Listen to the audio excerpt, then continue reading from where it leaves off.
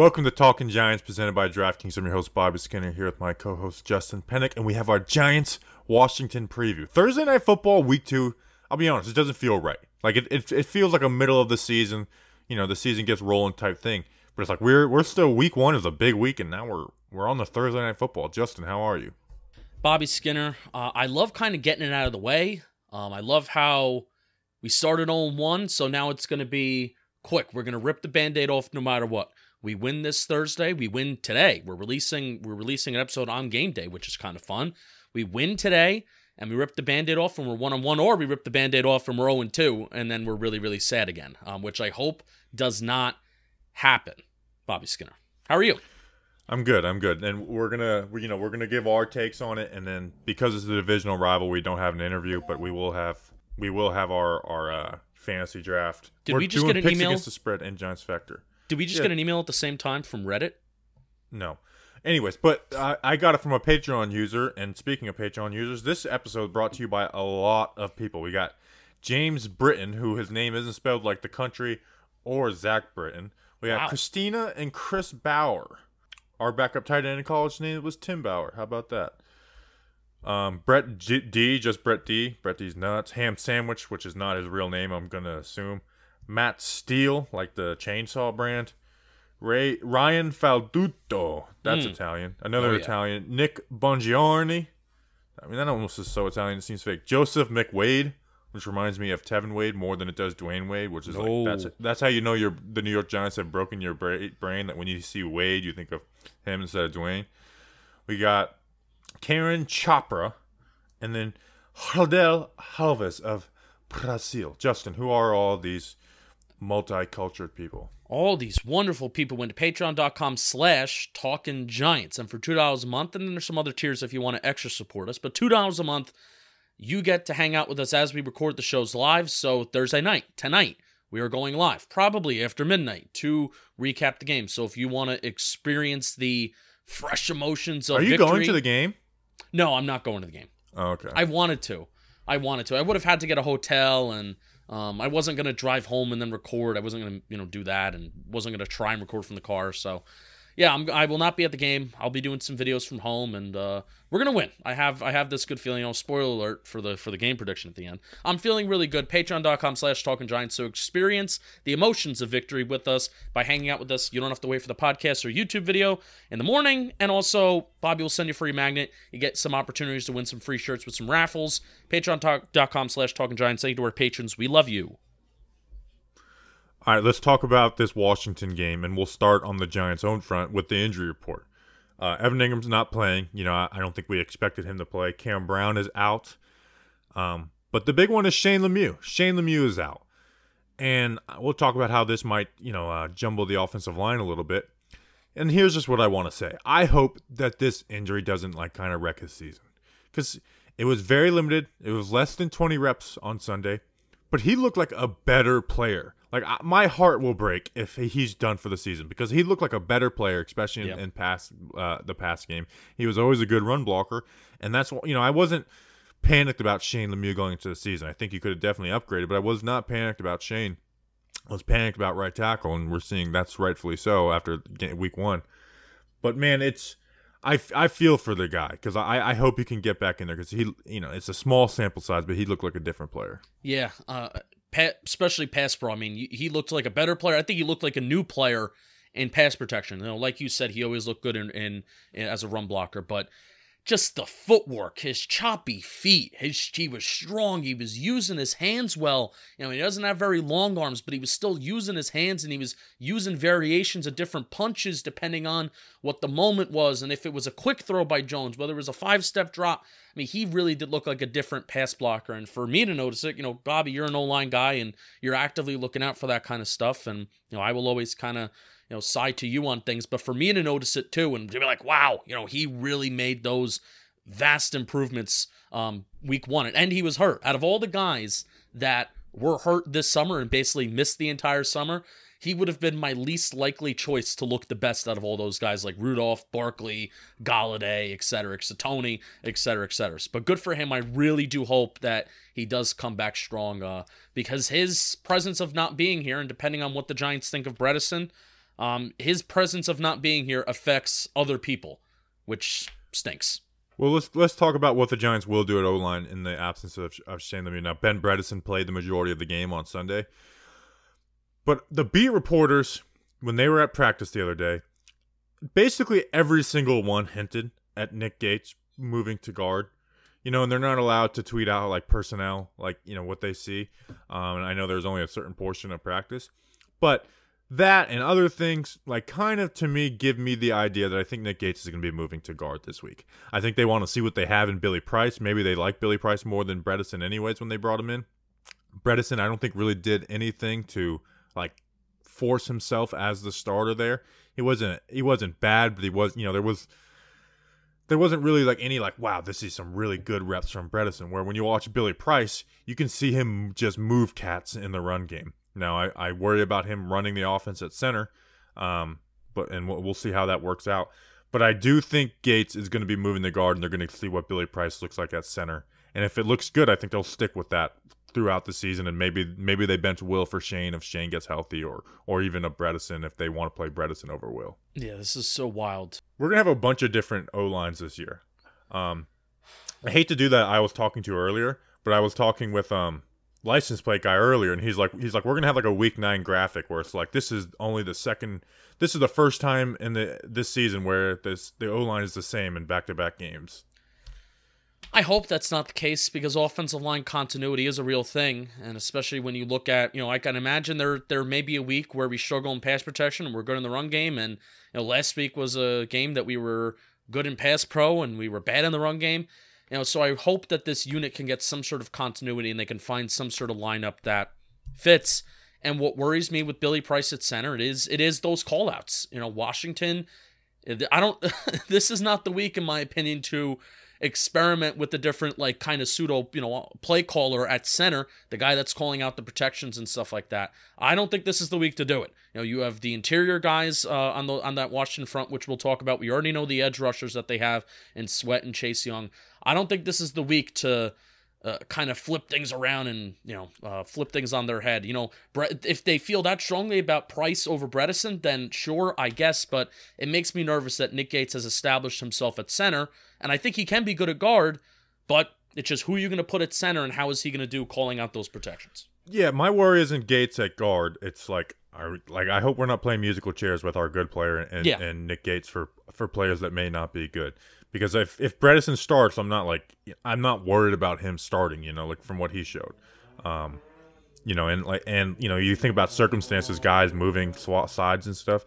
This is why I hate recording at 6:45, because it's like everyone on my street just starts revving motorcycles. Hey, it's the end of the day. Anyways, lost my train of thought. Is with Gates at guard, Gates will be a good guard. Center and guard are very similar positions as far as blocking wise. So I'm not worried about that. Even though this D-line will wreck your life, though. Oh yeah. I think Gates is looking forward to playing guard. Like, to be like, depending on how he talked, I believe it was an interview. Fun position to play.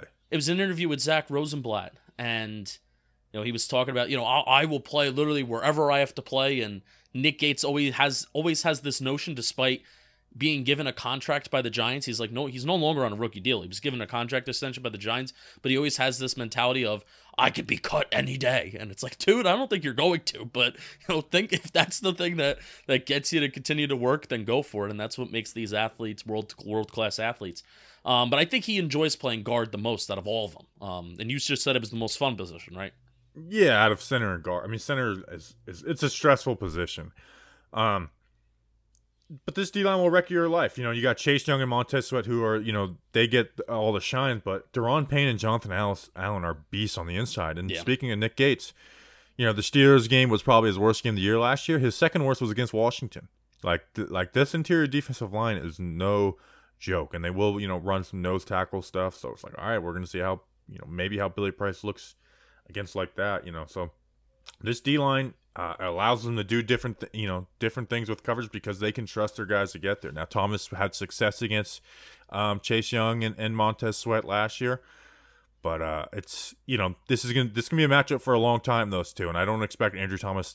even if he's a top guy, to win that matchup. Chase Young is a real deal player. He's going to be an all-pro player in the NFL eventually, if not right away this year. And then Montez Sweat's a beast as well, and he's got he can take advantage of guys. So this is a tough matchup for this front five. I thought they did well last week. Daniel Jones was the least pressured QB in the NFL on Sunday, but this is a different matchup than what you're getting from Denver.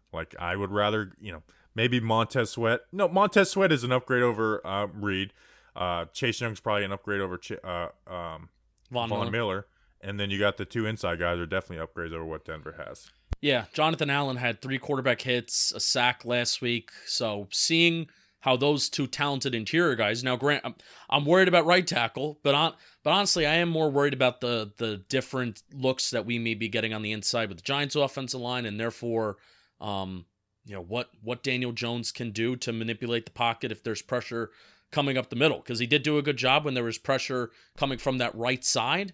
Last week with Nate Solder, you talk about the metaphor all the time about a car crash. It's an easier time to manipulate the pocket and avoid a car crash when it's happening in front of you and when you can see it, versus when it's happening maybe behind you and you're blind side and you can't see it. So, Jones looked a lot better moving the pocket and in a long time, and that's something that we've both agreed has been an issue from his rookie year. If there was anything from his rookie year I wanted him to get better at, it wasn't not fumbling. Obviously, you want him to not fumble, but it was start manipulating the pocket better. So it seems like when he can trust his blind side and Thomas and whoever's at left guard, which and maybe that is the reason they moved Nick Gates to guard. Is we trust Nick Gates at left guard, and we see Jones can maneuver the stuff better when it's right in front of him. Yeah.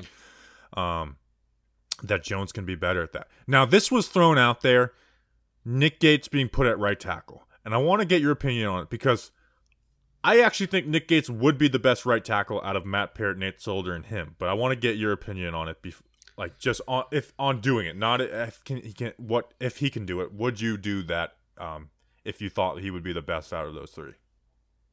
I would. Yeah, I would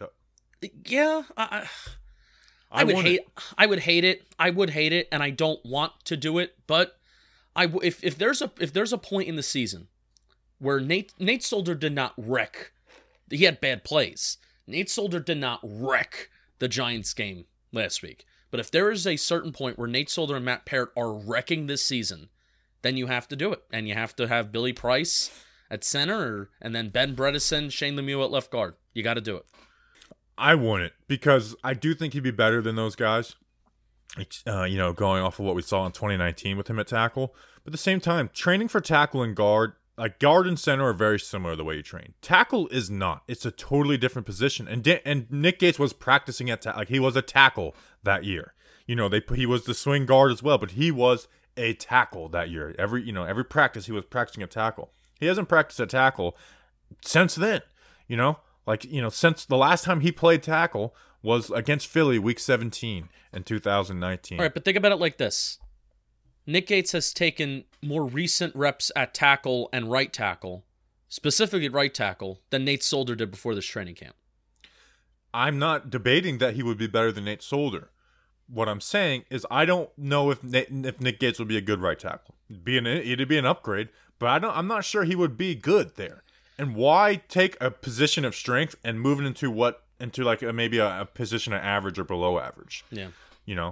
But if Nate Solder and Matt Parrott are wrecking this season, and we are looking at it as in we have to do something or else this Daniel Jones is in jeopardy. And if we are getting to that point where we are saying that, then I would not be upset if that did happen. Can't believe this is a week 2 conversation, but this is if we made up this segment in the offseason, I'd be like, this is a little too gimmicky. I feel like we're just making up topics, Yeah, little too sports radio, yeah. Yeah, this is brutal. But anyways, offensively, game plan stuff. Washington is another team that's trying to stop you from getting... You know what? I'm kind of getting sick of that talking point, though, because the entire NFL is getting to that. They're trying to stop you from getting big plays. Yes. Bob, what have I not... obviously, Giants coaching staff isn't listening to me. But, I've said it for 2 years now, and I feel really bad for repeating myself. I really do. I wish I could come up with something different. The NFL is a league of producing explosive plays on the offense side of the ball. It's a league of stopping explosive plays on the defense side of the ball. The best defenses in the NFL stop the explosive play. The best offense in the NFL produce it. So guess what the key is? It's to rise above that. That's the key. Yeah, I agree. The Giants, they ran way more too high last week than they did last year, and I think they're going to get away from that. I don't think they're necessarily going to get away from man coverage, but I do think they're going to get away from running too high safeties. Running too high or single high? Too high. They ran a lot of too high on Sunday. Okay. They also, I also thought they ran more single high than they did last year too. Yeah, but at the same time, they didn't, not more than they did last year. But the Rams ran the most too high safety looks in 2020. What do you think the percentage was? I'm going to say 67%. 45%. I was a little off. So I think the Giants are going to get back to that. But offense, like last week, Keenan Allen had 9 catches for 100 yards, and Kenny Galladay is not as good as Keenan Allen. And Mike Williams 8 for 82 and a touchdown. So there's big plays to be made. I mean, if you look back at them last year, their D line was still really good. You had an Austin Mack 50-yard play in that, so you can get stuff downfield. Yeah. And guess what? What does Denver try to do and do better than a lot of these teams? Like they run the too high, stop big plays. I mean, I brought up the stat and I could pull them up. Daniel Jones in quarters 1 through 3, so not including garbage time, on the downfield concepts where there's 2 routes that are designed to go 15+ yards, not going deep, but just routes that are designed that way. He was 6 for 6, averaging over 20 yards per attempt in the touchdown. On the other plays, he was 12 for 24, and he was averaging like 2 yards per attempt. Or he might have been 6 for 12. I can't remember, but it was very low, and it's kind of something we've been preaching for a long time. I pointed out that Colt McCoy did better that way. I mean, and I guess we can talk about Jason Garrett, man. I am deflated. I really am, man. And you're seeing people from the outside point it out too. I am really deflated that Jason Garrett's the OC.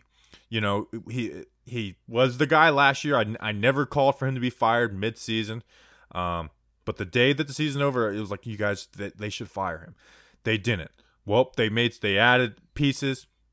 It's continuity. You added Tony. It's like, okay, maybe there's going to change some things. They moved Freddie Kitchens, and man, it was the exact same, if not worse. I mean, it was the exact same. Like, they didn't use Kenny Galladay, and you have people from the outside looking at this and be like, what are they doing? Like, this is not what Daniel Jones is good at. And now we have numbers behind it. And now it's going to turn on Joe Judge. It's going to turn on Joe Judge, man. And this is where Joe Judge, if he can change this. I'm not giving up on this offense. I'm not. There's too much talent to give up on this offense. And it will get better, but I think with Jason Garrett as the offensive coordinator, I'm not having hope for Jason Garrett to get better. It's just that the players have to execute perfectly. Like Daniel Jones had plenty of mistakes on Sunday. But that is our biggest issue with Jason Garrett. And a talking point is always like, well, why does everything have to be perfect around Daniel Jones? It does not. But you know what? Everything has to be perfect around Jason Garrett for Jason Garrett to succeed. Yeah. And that's a disgrace in today's NFL. You should be looking to get an offensive coordinator who is an advantage, making things easier for your guys. And Dan Orlovsky called it out today. He's like, everything is tough. Where does the scheme make things easier for their players? No. And this is going to turn on Joe Judge, and rightfully so. Like, we've given Joe Judge a lot of praise, and I'm not out on Joe Judge. I know people are very reactive to week 1. I'm not out on Joe Judge. But if it continues throughout this year, it's going to be hard to defend Joe Judge. Yep.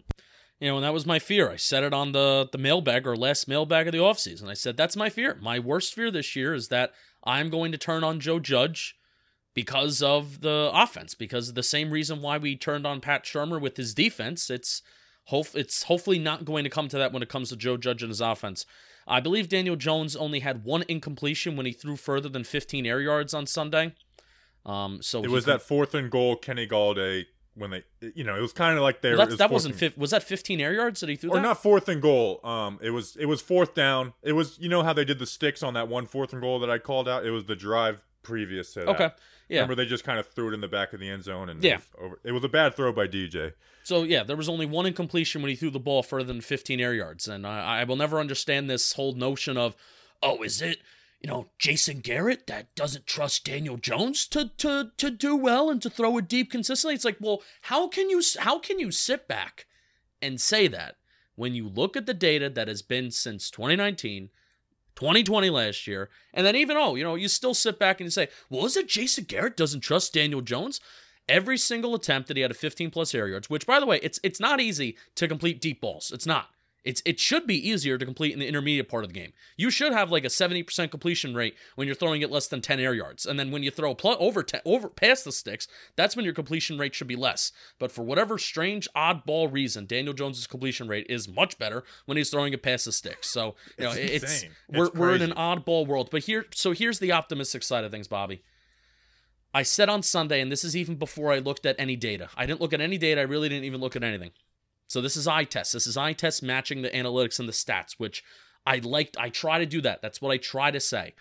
I said on Sunday, I thought the offense moved the ball well, and I put the percentage of 65% goes to the defense blame, 35% goes to the offense. I thought the offense moved the ball well, and the eye test does match the advanced stats, where EPA, they were exactly in the middle, right in the middle in terms of EPA and how well they moved the ball and their expected points added. And then DVOA, which that metric doesn't even come out till Wednesday, DVOA, defense value over average, they had the Giants offense ranked 11th.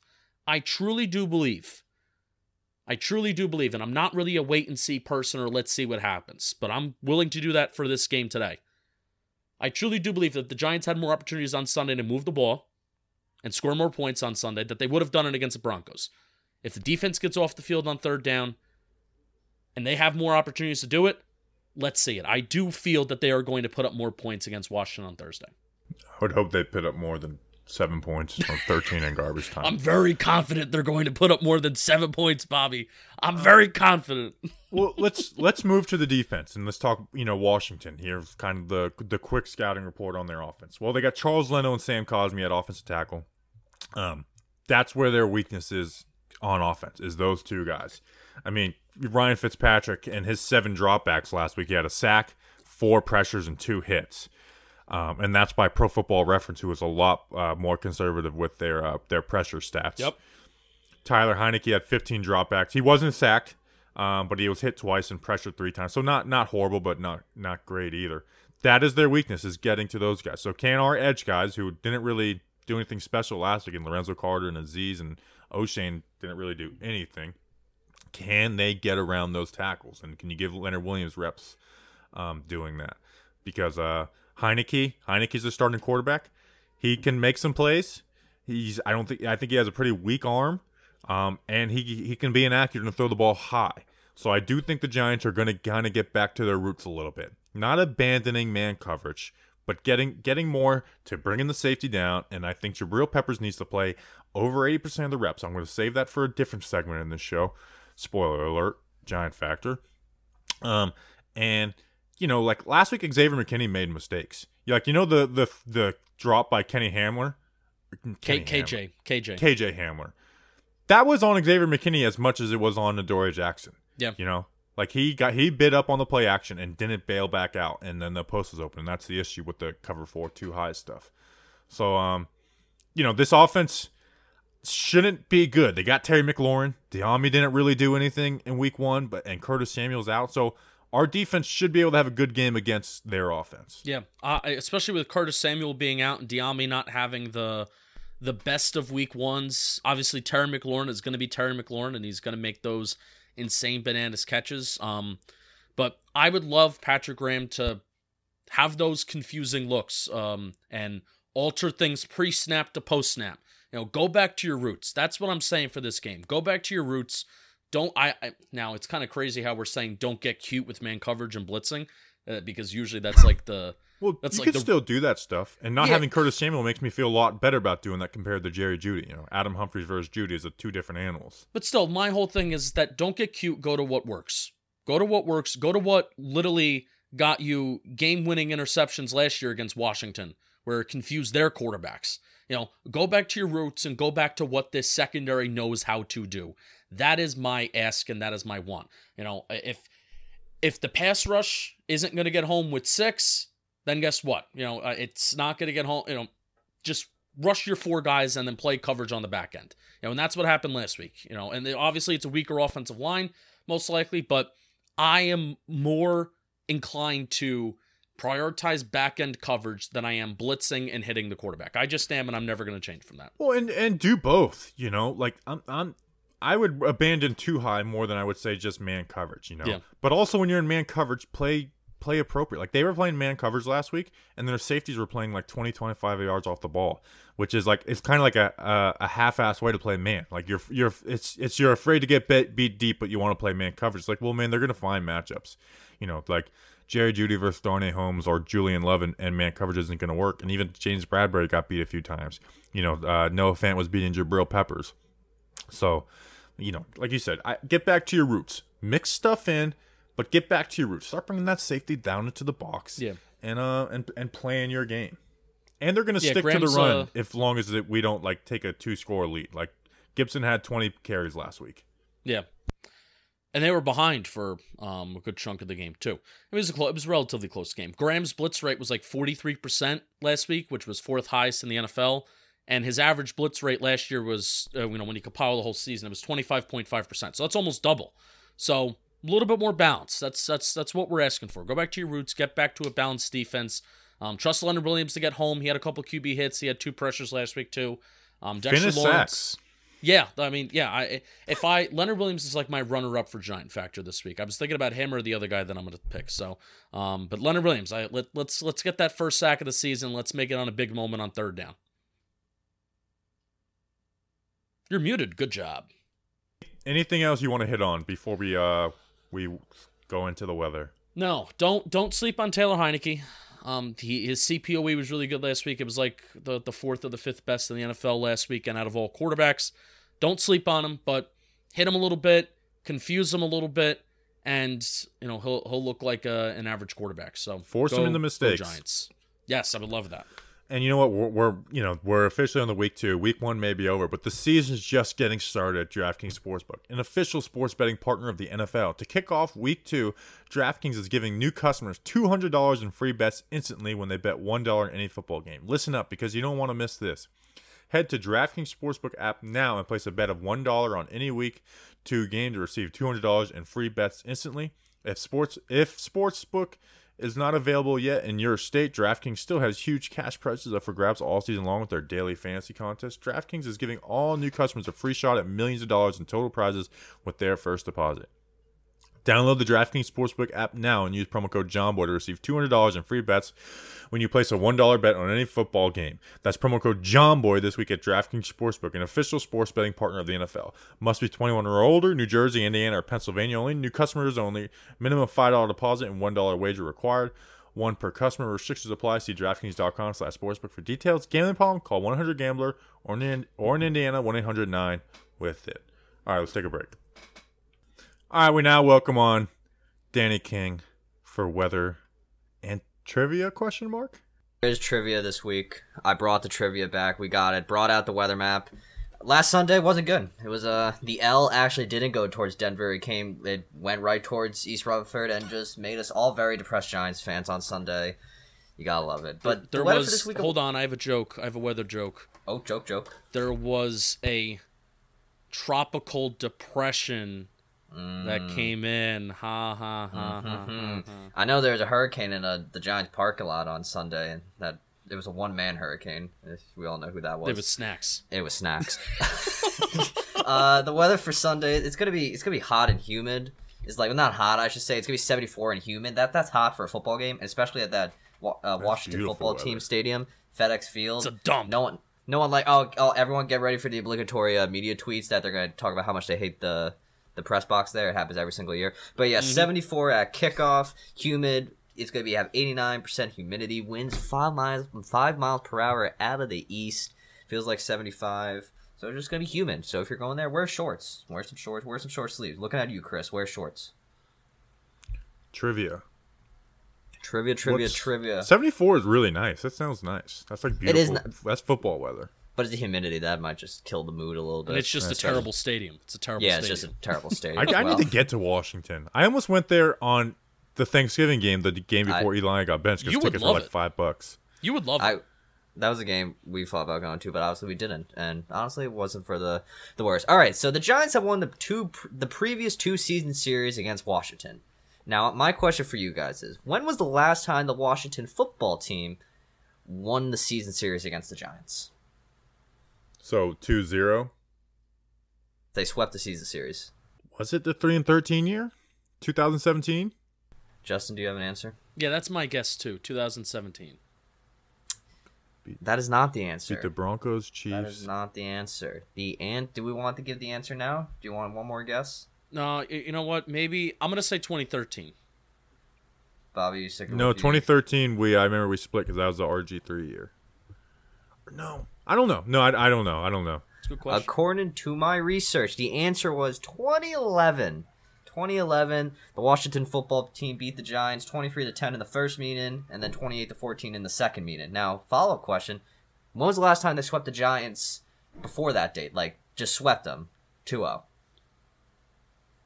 04. 04, Bobby? I don't know. 03. 1999 Wow. was the last time the Washington football team swept the Giants before the 2011 season. There you go. Look at that trivia fact. I couldn't remember any of the trivia questions from last year, so I was like, let's go season series. No way I did that one. We play them well.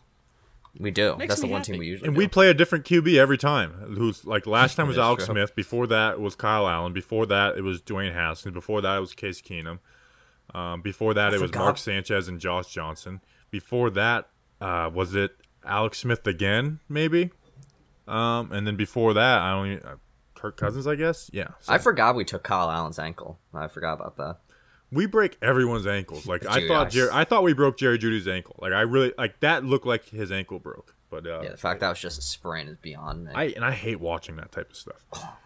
And they had to challenge it as well. They're like, oh, yeah, he was down. All right, so let's do our fantasy draft. If this is your first time listening to a preview, we do a fantasy draft of players only from the Giants game. Good way to preview matchups, and we keep score. Funny enough, we always joke about how it's like, we pick 12 players from one game, and then it's the players we don't pick that score. Well, literally 2 of the touchdowns last week we didn't pick, and we didn't pick Melvin Gordon, which seems really dumb looking back at it, but I think we were just so high on the Giants. We're taking our backup wide receivers before we're taking their backup running back, even though he's their starter, and their backup tight end, who was like, we don't even know how to pronounce his name, scored a touchdown. So I will be going first. I had the worst scoring matchup last week with 27 points. I'm 15 points back. Justin will be going third and snaking back with 30 points. And then Danny won the week with 43 points, even though his second overall pick first? with Kyle Danny was Rudolph first? Okay. was a horrible pick. I just had to make it clear. Danny was first. Okay, shocking. Had to make clear. You started off first last year, didn't win, and I'm winning this year. All right, so I had the first pick this week. Damn. And you know what? I'm going with the guy who won Danny the game last week. And Washington, it's like, who on that Washington team is going to give you like a solid outing guaranteed? Like maybe McLaurin, but you know what? Maybe they really focus on shutting down McLaurin. Sterling Shepard. Sterling Shepard's getting touches no matter what on this Giants offense. You could see Kenny Galladay not getting involved because Jason Garrett's an asshole. You could see Saquon not having a good game. But Sterling Shepard he's the consistent, and I want to win this week, and I'm going to just take the consistent pick. I am going Sterling Shepard 1-1. We made the mistake last week. We overthinked it too much, and so we just got to get back to basics. We didn't overthink it. You picked overthink Kyle it. Rudolph. Okay, sorry. All right, fine. I might have overthinked it and thought Kyle Rudolph would have been a game changer. Okay, big deal. Who looks really bad, by the way, Kyle Rudolph. Oh, he looks so bad. I'm just gonna take Terry McLaurin. Saquon, don't trust him. Kenny Galladay. I legitimately thought Kenny Galladay was a Giant until the fourth quarter when Daniel Jones like, let me throw to our $1 million wide receiver. So just give me Terry. He's gonna get points. And I mean, James Bradbury didn't look anything special. I'm not saying James Bradbury's gonna be terrible this year, but he just didn't look anything special. So just give me Terry. Bradbury will be fine, but Terry McLaurin he's gonna get his in this game. So I like it. All right, Justin, you got back-to-back picks. Yeah, I'm gonna do Antonio Gibson because he's guaranteed some volume. I think Washington showed that last week. We talked about that kind of like in the early part, where even though Washington was losing and the game was pretty close, they were still giving Gibson some carries. And he's also good if we're doing PPR. He's also a good receiver too, so that's noteworthy too. Where was he on your big board? I don't really make a big board, Bobby. My first round was it went 1-3-2. I had Gibson third and McLaurin second. There you go. So I was hoping Terry would fall for whatever reason, but that didn't make sense. And then I'm gonna go with Kenny Galladay. I mean, come on, like you got the criticism. You got the criticism last week of, oh, you didn't use your $17 million wide receiver, and the one time that you used him in a contested catch situation in garbage time, it actually worked. So, come on, let's get Kenny Golladay involved. Let's use some vertical routes down the field. Same thing with, like, Darius Slayton, too, and the one time that they did that worked. So, come on, let's start to use the guys that we actually got here. So, Kenny Golladay and Antonio Gibson are going to start my draft. I thought about starting with Kenny Golladay for all those reasons. Like, they're going to have to involve him more this week. But I was like, you know what? I went safe bet, and I usually try and go for the home run, but Shepard is the safest bet in any fantasy draft house. So I thought about it because Golladay could have, like, his coming out party as a Giant. You know, I'm not, you know, Washington has decent corners in Fuller and Jackson, but, like, nothing special. Yeah, so Galladay's a good pick. All right, Danny, your second pick, 5th overall. Gonna be a bad guy here. I'm gonna take Logan Thomas. Noah Fant did good against the Giants defense last week. I'm a big Logan Thomas believer, and Taylor Heineke. That's gonna be someone he can use in that short and intermediate pass game. And Logan Thomas can easily bust open some big plays for that Washington football team. So give me Logan Thomas. Also, I'm afraid of Taylor Heineke starting because I believe he's just a complete wild card. You can either get the greatest quarterback of all time or the worst, and I think we kind of saw that in that Bucs game. So give me Logan Thomas. I think Logan Thomas is not that good of a tight end, but he just always puts up consistent numbers. And I think it has a little bit to do with Scott Turner's scheme, which I like Scott Turner a decent amount. You know, when he's not too new age, he does try to keep his offenses balanced. But yeah, Logan Thomas is a good pick. But here I am with, you know, I had the first overall pick, which means I have the last pick of the second round. And who would have thought that this guy is still on the board? And I know it wasn't a good week one. I know it wasn't a good return. But at some point, he's going to have to make some plays, right? Saquon Barkley, I am picking with my last pick in the second round. I mean, he's our starting running back. He is our starting running back. He got 10 carries last week, had 3 targets, only 1 catch.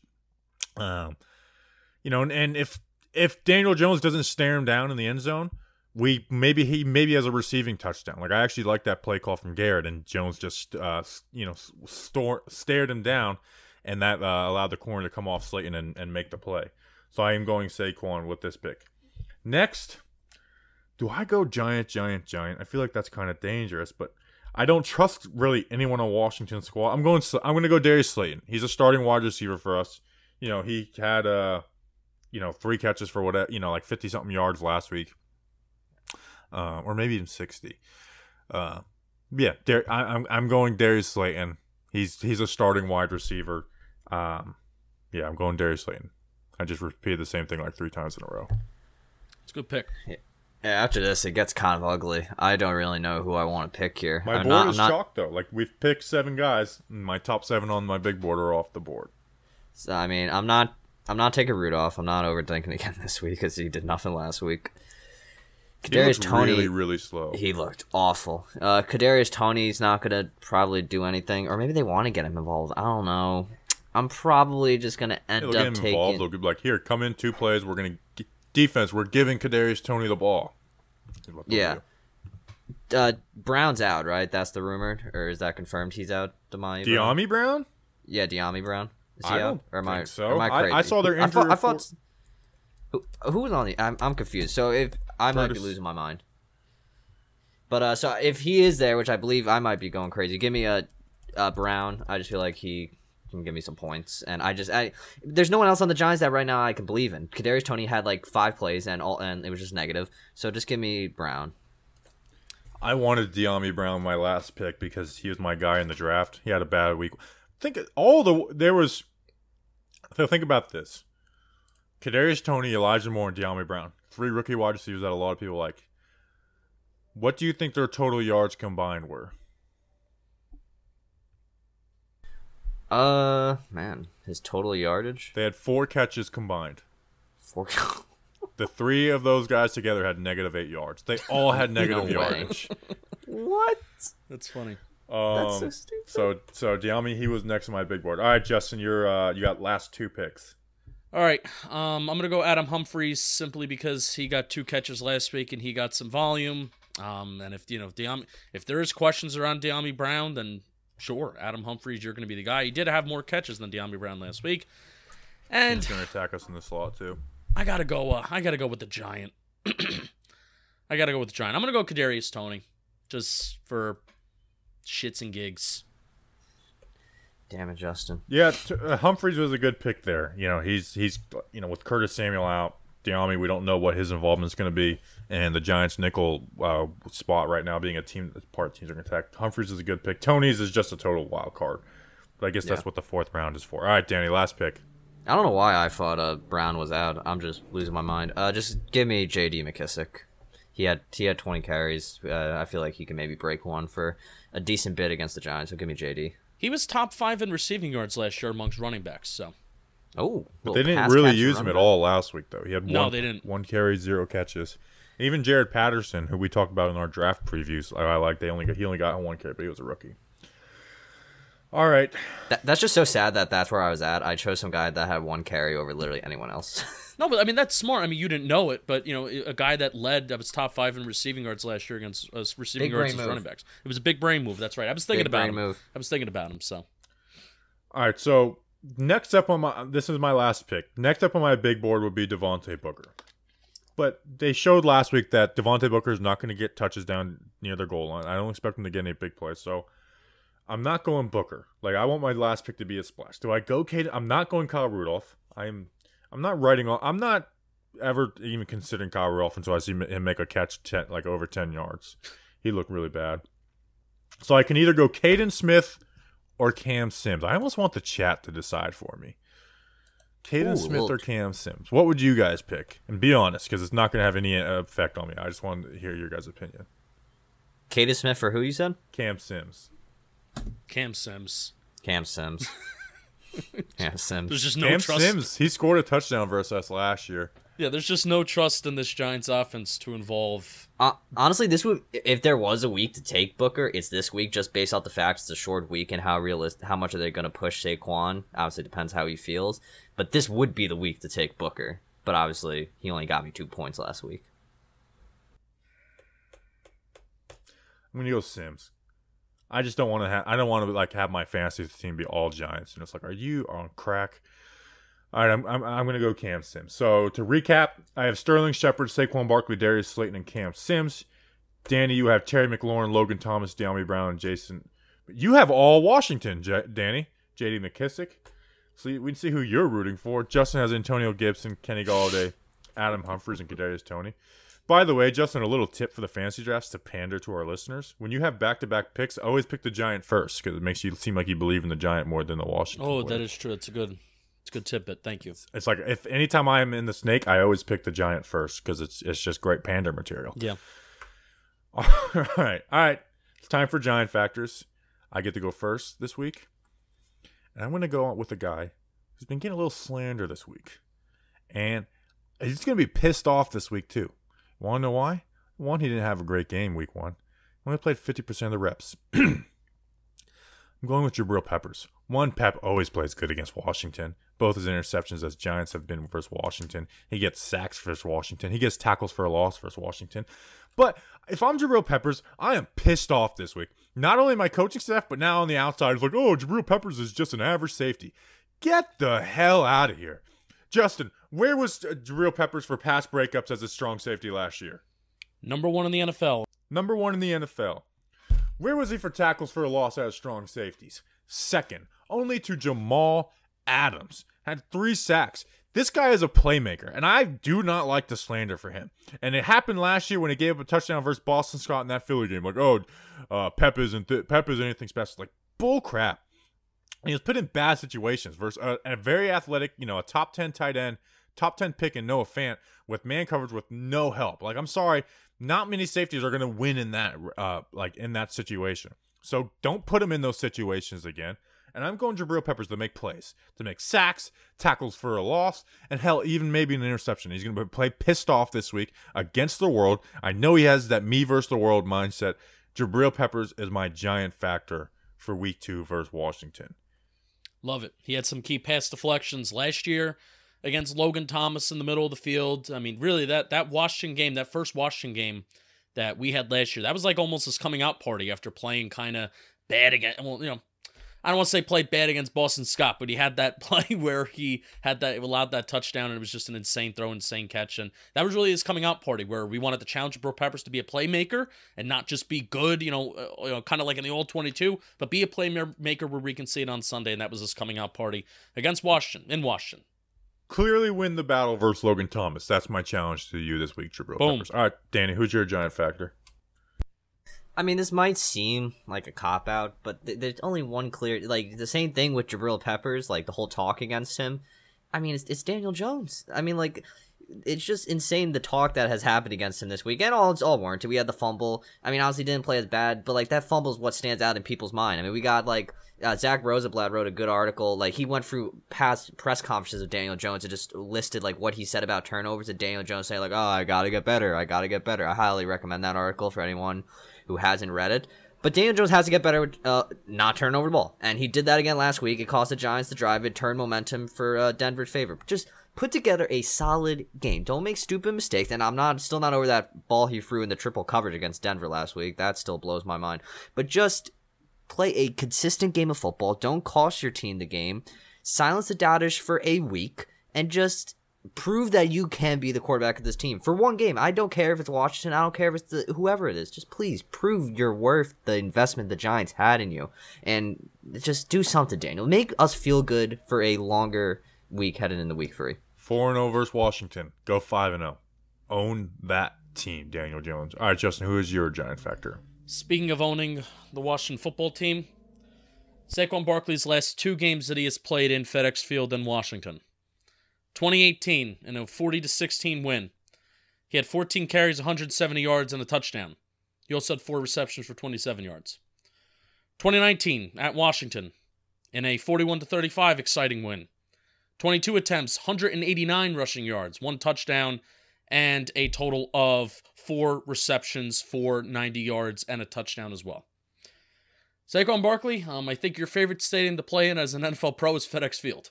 I certainly think that is true. His two best games as a pro, in terms of the 2 games that he has rushed the most yards in, 189 yards and 170 yards, and I am confirming that right now because I'm looking at his game log in Pro Football Reference.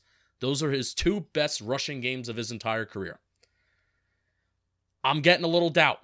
about Saquon Barkley. I am not liking the time that's spent behind the line of scrimmage.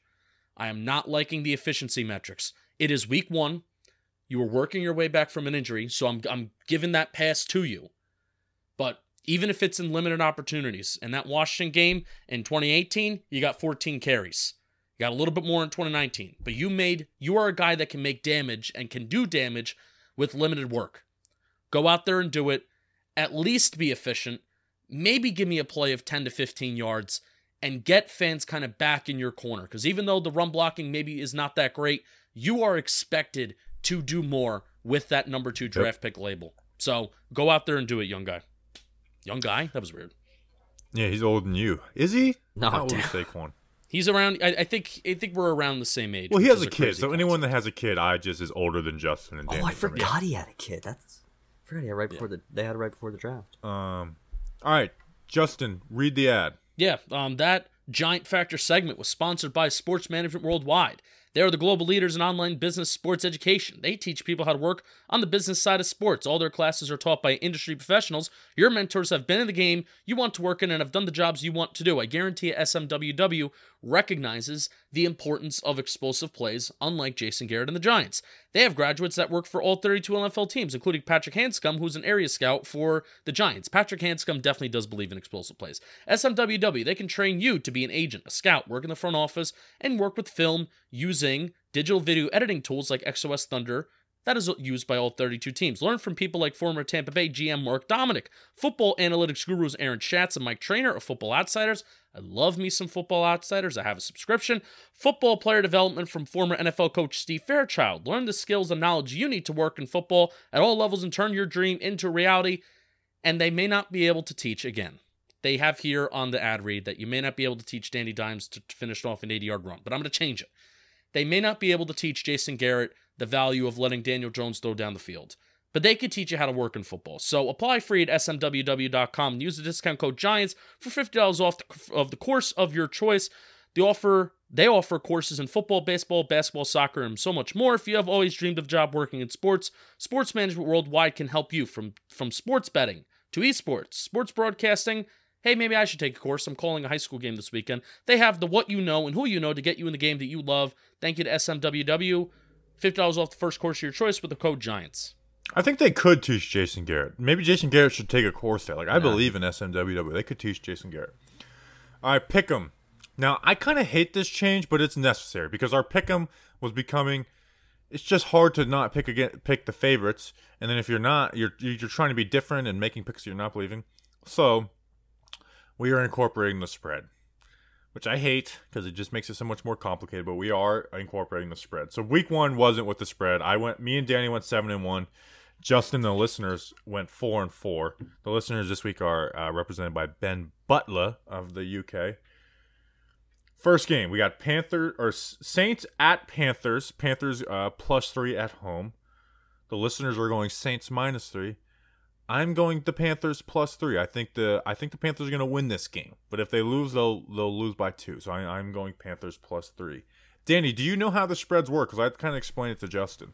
You kind of did, but so here's what I'm going to do. I'm picking the Saints to win. However, I believe it'll be closer with 3 points. So how does that go, saying again? Then you would say Panthers +3, but I have the Saints winning the game. Okay, I got Panthers +3, but I do have the Saints winning. Okay. Justin. Panthers +3. Ooh, we're agreeing on something with the spread. First pick of the spread, we're all agreeing. I'm going to tell you something about the listeners' picks at the end, but I'll wait for the end. We got Rams at Colts. Rams are an underdog or a favorite on the road. The Colts have +4. The listeners go pick the Rams -4. I'm not all in on the Rams hype yet, and I think the Colts are going to have something game that planned up for them. I am going with the home dog in the Colts +4, but the Rams will win by 3 points. So, but it's Colts +4. Justin, who do you got? Yeah, I'm going to go Rams -4. I mean, Matt Stafford's spray chart in terms of NFL Next Gen was really, really fun. Had some huge explosive plays. It was probably the most fun spray chart to look at from over the weekend in terms of how he kind of distributed the ball. So I'm going to go Rams -4. Danny. Give me the Rams. The Rams -4. Yes, Rams -4. Next we have Bills at Dolphins. Dolphins are underdogs at home. They have +3. Listeners went Bills -3. I am also going Bills -3. I think the Bills are just going to win this game. I think they're going to win by a couple touchdowns. So I got the Bills in this game. Danny. Yeah, just give me the Bills -3. Does anyone circle the wagons like them? No one. It's. I think there's scientific evidence that it's physically impossible to circle the wagons like the Buffalo Bills. It's just not possible. I mean, you can try your hardest, but you're just going to fail. It's just impossible. Justin. Yeah, I think the Bills are too good to have 2 duds of a game back-to-back. And I'm not fully believing in Tua hype yet. So give me Bills -3. Raiders at Steelers. Big Raiders game win on Monday night, which was just chaotic. By the way, the Eli Payton is great. It really is. It started off kind of bumpy, and I didn't think it was going to be good going into it. I was like, they're going to try and just be funny the entire time. They're going to be gimmicky. But they really, it's awesome. It's honestly, it's the best way to watch football if your team's not playing in the game. Justin, who do you have in this one? So Steelers are big home favorites, right? Yeah. Yeah, I'm going Raiders. Raiders +6. I'm Danny. going Raiders to win. Raiders are winning this game. I feel like they're going to win this game. And so that means I guess they're going to have to... Yeah, so just give me the Raiders, whatever that means. Well, they're +6, so even if they lost by 5, you would pick them, but you're picking them to win, so it's definitely... I'm picking them to win. Bam. Picking them outright. I'm back in on the Steelers. I know they've kind of sputtered out at the end of last year, but they're a good team with a ton of talent. And the Raiders are the most inconsistent team in the NFL. One week you think they can, challenge the Chiefs, and the other week it's this team is dog crap. The Steelers are consistent. I'm going Steelers -6. Vikings at Cardinals. Cardinals are favored by 4 -4. Listeners went Steelers -6. The listeners go Cardinals -4. Danny, who do you have in this one? I got I got the Cardinals winning, but the Vikings are going to keep it close. So Vikings +4? Yeah. Justin? I think Cardinals are going to win big. I'm getting kind of really frustrated with the Vikings. Vikings are a team every year that I want to believe in. That loss last week to Cincinnati, when Cincinnati does not have that great of a roster. I mean, they did nothing to improve their offensive line, and Mike Zimmer's a defensive coach, and they got screwed. The Vikings got screwed last year with all their opt-outs, and the fact that they come out week 1 with such a dud and they lose to the Bengals. And the Cardinals and Kyler Murray is really scary good right now. So give me Cardinals -4. I'm going to keep it honest for a second. I completely forgot the Vikings lost last week. I'm not changing the pick. I'm sticking with it. That's on me, but I completely Once I write it down, lost. it's done anyway. No, yeah. I'm kind of... The Vikings are going down. Like, I think it's going to be a bad... They're going to blow it up at the end of this year. It's so upsetting. Really is. Chandler Jones is dominant. And I don't want to overreact to one game, but he had 5 sacks, like tackles for a loss, strip sacks. I mean, it was the most dominant performance I've seen in a long time for a defensive player. So... Kyler usually starts the season out hot, and teams seem to adjust to him a little bit. But with that, I mean, I'm out on the Vikings. I'm kind of in on the Cardinals as a wild card team this year, so I'm going Cardinals -4. Titans, who the Cardinals beat at the Seahawks. Seahawks are favored by 5.5, -5.5. Listeners go -5.5. The Titans are not going to crap the bed 2 weeks in a row. I'm going Titans +5.5. Titans, it's a bad defense in Seattle. They're going to take advantage of that. I'm going Titans +5.5. Justin. Yeah, I'm with you. This is probably the most shocking line this week. I would say the Raiders Steelers -6 is a little shocking too. But yeah, there's no way the Titans are getting beat like that 2 weeks in a row. So give me Titans +5.5. I love the Titans. Yeah, give me the Titans 5.5. Cowboys at Chargers. Chargers are favored by 3 at home. Listeners went with Chargers. I'm going Chargers as well. DeMarcus Lawrence out, who looked like their best player last week. I want to be different, so I'm going to do it. Give me Cowboys. Cowboys -3. This is the game you chose to be different on? Cowboys +3, excuse me. Division rival. Do you think they're going to win the game? I think they're going to win the game. I do. I don't... Justin Herbert really struggled on early downs last week. He was really good on third down. I mean, it was crazy. If you look at the Chargers' third down efficiency rate overall, like, versus for... What do they call that? Third down conversion rate. Thank you, Justin. If they look at their conversion rate, it was really bananas, but their early down efficiency wasn't that great, and they probably should have scored more points against Washington. If we're looking at just overall expectations for the Chargers, Bobby Skinner is sneezing in the background, and it's one of my favorite things in the world. I think the Cowboys are going to win. They actually play the Buccaneers really well, and if they can clean up a lot of their turnovers, and their penalties, they can easily put together a good product. Danny. I'm going to pick should have been New York Giants quarterback Justin Herbert and the Chargers to defeat the Dallas Cowboys. All right, Chargers -3 for Danny. And last one, Chiefs at Baltimore +3. I want to be in on Baltimore, but the Chiefs just own them, and the Baltimore came off. So I'm going Chiefs -3. The listeners also went Chiefs -3. All right, what are you guys doing? We're going to be streaming for this game, by the way, on the Talking Football channel. This is Sunday night, if I remember correctly. Yeah. So yeah, I mean, just Chiefs are just gonna win. Like you said, they always own Baltimore. It feels like we hype this game up, and Patrick Mahomes is probably gonna So Chiefs -3. Yeah, Baltimore struggling with their health, with a lot of the guys not being healthy, and Lamar Jackson didn't look as wonderful or as good as I thought he would be as a passer. So Chiefs. Is Chiefs Ravens modern day Patriots Colts, with the Colts being the Ravens and the Chiefs being the Patriots? No. I mean, Peyton, it was like, oh, he can't win the playoffs. I mean, Lamar actually won in the playoffs quicker than Peyton did. I think it's going to eventually turn into Mahomes and Herbert. Yeah, that's a divisional rival, but yeah, I get what you're saying. All right, so here's what I noticed about Ben Butler for his representing the listeners. He picked the favorite in every single one. Okay. It was everyone minus, which is... That's fine. I just thought that was interesting. All right, game predictions. Danny, what's the score of Giants-Washington? You see this behind me? This is a lovely event that took place in Washington on Sunday. That it broke over some poor innocent fans. Unbelievable. It's a sign of the stadium. Fans. They were Washington fans. That is true. They are Washington fans. It's a sign of how bad the stadium is.